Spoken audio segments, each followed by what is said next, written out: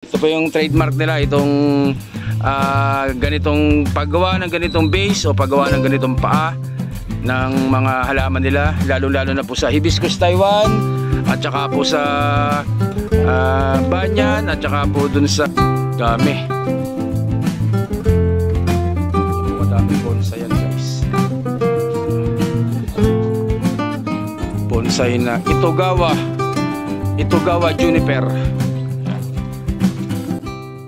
O sige, what's up mga kabonsai? Welcome po to channel ko. For today's vlog, part 5, pang-5 video po natin dito sa bonsayan pa rin po ni Sir Art Resurrection, na mas kilala bilang the Big Man Hobby. So dito pa rin po yan sa Santa Maria, Bulacan mga kabonsai. Yan, so part 5 po, papakita ko naman sa inyo mga Hibiscus Taiwan naman na malulupit at saka matitindi. Tapos samahan na natin ng mga juniper yan mga kabonsai. O sige guys, wag natin patigal na pasukin na yung intro ko, kaya intro, pasok!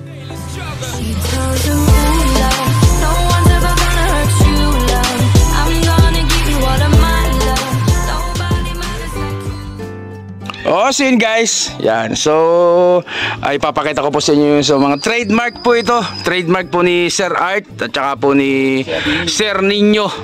Ito po yung trademark nila, itong ganitong paggawa ng ganitong base o paggawa ng ganitong paa ng mga halaman nila, lalo na po sa Hibiscus Taiwan at saka po sa banyan at saka po dun sa water jasmine mga kabonsai. So ganyan po gumawa sila ng paa, napakaganda. So ganyan lang po kalaki yan ha. Mukhang malaki lang po pag walang kamay, pero pag nilagyan po natin ng kamay, halos isang dangkal lang po ang taas niya mga kabonsai. Pero kita nyo naman, tingnan nyo naman kung gaano katindi, you know, ganyang kalaki. So hinawakan ko na, nagpaalam naman tayo, ayan o. So ganyang kalaki, hinawakan ko para mas makita ninyo. Ayan po, ang ganda nitong Hibiscus Taiwan na to. So ganyan pong kalilit na ang daon nyo, pero kapag nakalarga, syempre ganyang kalalaki. So ito pinapalarga to, pinapahabol itong isang sanga na to, kaya nakalarga yung mga kabonsai. Ang ganda, Hibiscus Taiwan po, Hibiscus Taiwan. So ito po, next to. So ito po yung sabi ni Sir ninyo, hindi pwedeng mawala yung pagkain. Yan po ang Osmocote. So ganyan din kalaki, ayan o. So ganyan lang po kaliliit. Ito pa po mga kabonsai. So ganun din. So ganun din ang latag ng paa niyan mga kabonsai. So napakakaganda po niyan guys. Ayan. So next natin to. Ayan. Ganyan din oh. Yung paa niya oh, nakatago lang guys, nakatago lang. Ayan oh. Pero kita nyo naman, napakaganda. So ganun din, oh, ganyan lang kalaki. So mga punggok po talaga ito. Ito ang ganda ng paa nito, isa na to. Ayan oh. Tapos lahat po may pagkain, lahat may Osmocote. So ayan pa rin po guys. Ayan. Tsaka ito. So ang ganda po, napakaganda. Ayan. Tsaka ayan po mga kabonsai. Yan. So pakita ko sa inyo yung mga alaga naman juniper ni Sir. Yung mga nandito nakatabi dito. Ang tawag daw dito Itogawa. Oh, so guys, Itogawa Juniper. Ayan. So ang dami. Ayan oh. Iba't ibang sukat. So may ganyang kalalaki, maliliit. Ayan. So yung iba hindi pa naka-wiring, pero ayan ang itsura nila. Tapos meron doon sa kabila ng mga naka-wire. Papasyalan natin yun. Ito. Ano? Dami. Ganyan po kadaming bonsai yan guys. Ano? Bonsai na Itogawa Juniper. Ayan. Punta tayo doon sa kabila kasi nandun yung ano, nandun yung ibang mga halaman mga kabonsai. Sa may pader. Yan, sa may pader. Punta natin dito sa may pader. Sa gilid ng pader. Itogawa Juniper. Yan. Dito pala sa kabila. Dito pala sa kabila guys. Yan. So part 5 po ito, part 5 ha. Doon sa hindi pa nakapanood, may 1, 2, 3, 4 po tayong video dyan mga kabonsai. Pasyalan nyo na po yung mga unang upload natin. So ayan na po. So ito na po yung mga tawag dito, yung mga naka-wire. So ayan po yung mga naka-wiring nila. Yan, Itogawa Juniper. Yan po. Yan. Maganda yan mga kabonsai, puro twisted po yan. Yan. Dami. Yan. So yung mga malalaki na nilalagyan nila ng tape para mas magandang i-bend, hindi na babali yung sanga. Ayan pa.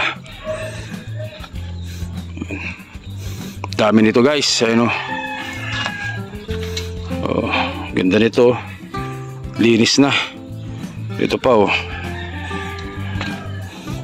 Yan pa guys, Itogawa Juniper. So lahat mga naka-twist yan, oh, naka-bend mga kabonsai. Yan. Yan, hanggang doon sa dulo guys. Yan, oh. At yun, napakarami dun. Ayan, nakita nyo ba guys? Ano, ganyan karami yung kanyang mga Juniper, oh. Oh. Napakadami po niyan guys. Hanggang doon sa pader. At ayun si Boss Asyong na naman. Siyempre naghihintay na sa atin si Boss Asyong kung kailan tayo matatapos mag-vlog. At patapos na rin po tayo. So meron po dito mga sampalok din. Ayun, oh. Mga naka-bend din na sampalok yan. So ganda. So ayan po, mga naka-twisted na sampalok. So ito pa rin po yung mga hindi pa na-repat, hindi pa na-bend, hindi pa na workshop na mga tawag dito na Itogawa Juniper. So yun guys. Lipat naman tayo doon sa labas. Kutan na natin yung mga nasa labas dito. Yung isang ano yung Argao Taiwan na nanalo. Argao Taiwan na nanalo. So yan, kukutan natin yung Argao Taiwan na nanalo ni Sir. Na nakasungkit ng ginto. So ito pa oh. Ito pa rin po oh. Juniper pa rin yan. So ayan guys oh. Ito yung ano, sinali daw ni Sir to sa ano. Saan ba sinali ni Sir to? Malolos. Nakakuha ng... Gusto nyo ano nakuha nitong Argao Taiwan? Gold yan, gold. So nakasungkit po ng gold. Sang ano, siyang mall. Ito, malolos daw. Ito, nakakuha ng gold dyan. Argao Taiwan na yan. So ganyang kalilitan dahon. Ayan, healthy. Ayan. So ito, pinilitan lang nila ng malalaking pebbles. Pero nung sinali nila, mga pinong buhangin po nilagay dyan, mga kabonsai. So yan, nakakatuwa. So may sampalok din sila malaki dito. Ayan, gold Argao Taiwan, mga kabonsai. Si Boss Asyong nandito. Yan. So ikutan natin dito sa kabila, sa labas, sa gitna. 5 video. Boss ninyo, 5 video to ha. Boss Art, 5 video sir ha. Yan. So ito, papakita ko din sa inyo. Meron silang project dito na ginagawa na ang tawag dito, Forest na Kamuning Bilog. Boss Asyong, halika dito. Si ano pangalan? Si ano? Boss Jason, halika. Boss Jason, halika mo natin. Yan, isa.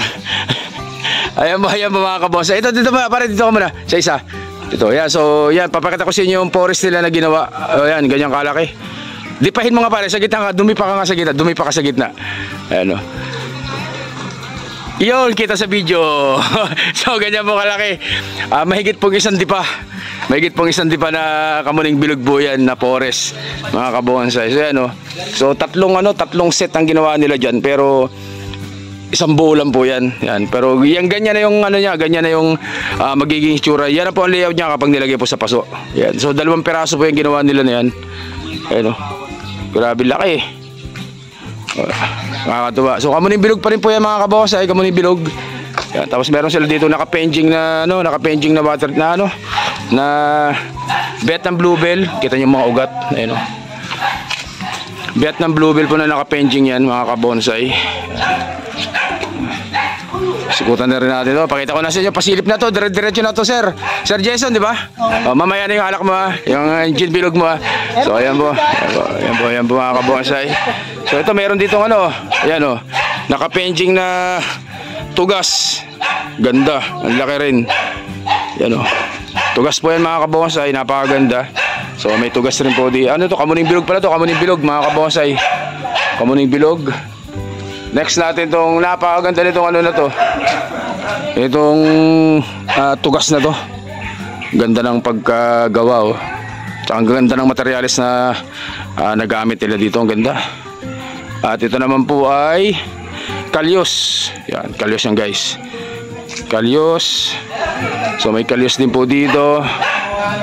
Kalyos din po dito. So dito po ay kamuning na peanut. Ayan, ganyan po. Grabe ka pinunong daw, no? Pinong daw niya. Peanut na kamuning mga kabonsai. So ganun din, peanut din na kamuning. So tugas. Ayan, tugas mga kabonsai. Tapos may water jasmine dito na maganda. Ayan, no? Ganyang kalaki na water jasmine. Ganda din ang pagkalatag ng sanga mga kabonsai, oh. Yan. Aguho. Tapos meron ditong banyan. Tapos meron ditong magandang ganda nito Picos Texas na naka-clasping. Ganda. Ang ganda ng ginamit na bato dito. Ganda, napakaganda nito. Ayan. So may kamuning bilog dito. Kamuning bilog. Yellow doggy yan, yellow doggy. Tapos may kamuning bilog din dito na naka-slanting. At saka ano ba ito? Tsaang gubat na naka-rock clasping mga kabonsai. Yan. So ang dami. Ang dami ditong bonsai kay sir. Napakaganda dito. Boss Asyong busy sa pagpipicture. Ayan oh. Napakaganda. So pakita natin sa kabila. Pakita pa natin dito sa kabila. Tsaka may red balete din dyan. Yung mga kamuning bilog po yung mga kabonsai. Kamuning bilog. Ayan. Kamuning bilog, kamuning bilog. Doon sa loob, puro kamuning bilog. Silipin natin. Kamuning bilog. Ang ganda nito, oh. Ang laki. Oh. Grabe laki nito. Nakatanim sa banyera. So kamuning bilog pa rin, mga tuwid. So kamuning bilog. So dito po yung nakalagay yung kanyang mga, may mga banyan palang malalaki pa dito. Ang lalaki ng banyan na nakatanim sa mga banyero. Pita natin para mas makita nyo. Pero, laki. So yung mga materyales ng mga bagong bili. So dito nakalagay guys. Yan. So yun guys, hanggang dito na yung vlog natin ng part 5 natin. Siyempre maraming salamat pa rin kay Sir Art sa pagpayag na mag-video dito sa bonsai niya. Pag nandito kayo, para rin kayong nasa bonsai show. Napakalulupit ng mga halaman dito. Siyempre salamat din kay Boss Ninyo. Boss Ninyo, kay Boss Jason, si Boss Jason. Boss Jason, tsaka kay Boss Jake. Yung gin bilog ni Boss Jason, mamaya na pagkatapos ng vlog natin mga kabonsai. So guys, salamat po ulit Sir Art. Salamat, thank you. Thank you sa pag-visit. Yun, salamat, thank you sir. At hanggang dito na po yung vlog natin. Maraming salamat po sa inyo. Like, stay safe. Siyempre, God bless you po mga kabonsai. So dito lang po yan sa Santa Maria, Bulacan. Big Mans, Habi, yung na sir, tsaka Mayabang, Bonsai Farm. Maraming salamat po. Stay safe. Siyempre, God bless you po mga kabonsai. Maraming salamat po. Thank you.